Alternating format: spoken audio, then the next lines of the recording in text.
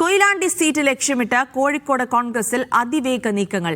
DCC president K Praveenkumar മുന്നൊരുക്കം നടത്തിയ സീറ്റിലേക്കാണ് മുല്ലപ്പള്ളി രാമചന്ദ്രന്റെ പേരുകൂടി വന്നത്.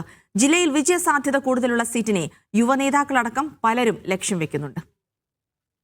20 വർഷമായി കോൺഗ്രസ് എംഎൽഎ ഇല്ലാത്ത കോഴിക്കോട് വരുന്ന നിയമസഭാ തെരഞ്ഞെടുപ്പിൽ പാർട്ടിക്ക് ഒരു സീറ്റ് ഉറപ്പാണെന്ന് നേതാക്കൾ കരുതുന്നു. ഏറ്റവും വിജയസാധ്യതയുള്ള കൊയിലാണ്ടി സീറ്റിൽ ഏറ്റവും കൂടുതൽ ചർച്ച ചെയ്യുന്നത് ഡിസിസി പ്രസിഡന്റ് കെ പ്രവീൺകുമാറിന്റെ പേരാണ്. സംസ്ഥാന നേതാക്കളുടെ മൌനാനുവാദത്തോടെ മണ്ഡലത്തിൽ പ്രവീൺകുമാർ മുന്നൊരുക്കങ്ങൾ തുടങ്ങിയതായാണ് സൂചന. ജില്ലാ പഞ്ചായത്ത് ഭരണം ആദ്യമായി പിടിച്ചെടുത്ത തദ്ദേശ തെരഞ്ഞെടുപ്പ് ഉൾപ്പെടെയുള്ള തെരഞ്ഞെടുപ്പ് നേട്ടങ്ങളും ഡിസിസി ഓഫീസ് ഉദ്ഘാടനം പൂർത്തിയാക്കിയതുൾപ്പെടെ സംഘടനാ പ്രവർത്തനങ്ങളിലെ നേട്ടങ്ങളും പരിഗണിച്ചുകൊണ്ട് ഡിസിസി പ്രസിഡന്റ് കെ പ്രവീൺകുമാറിനെ കൊയിലാണ്ടിയിൽ പരിഗണിക്കണമെന്ന് ജില്ലയിലെ ഒരു വിഭാഗം നേതാക്കൾ ശക്തമായി ആവശ്യപ്പെടുന്നുണ്ട്. ഇതിനിടയ്ക്കാണ് മത്സര സന്നദ്ധത അറിയിച്ച് മുല്ലപ്പള്ളി രാമചന്ദ്രൻ രംഗത്തെത്തുന്നത്.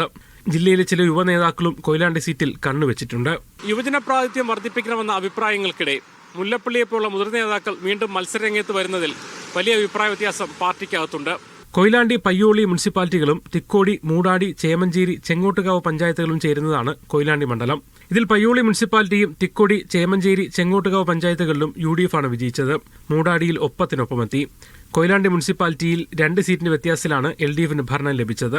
സീറ്റ് ചർച്ചകൾ പുരോഗമിക്കുമ്പോൾ കൊയിലാണ്ടി സീറ്റ് ആർക്കാണെന്നതാണ് കോഴിക്കോട് കോൺഗ്രസിലെ പ്രധാന ചോദ്യം.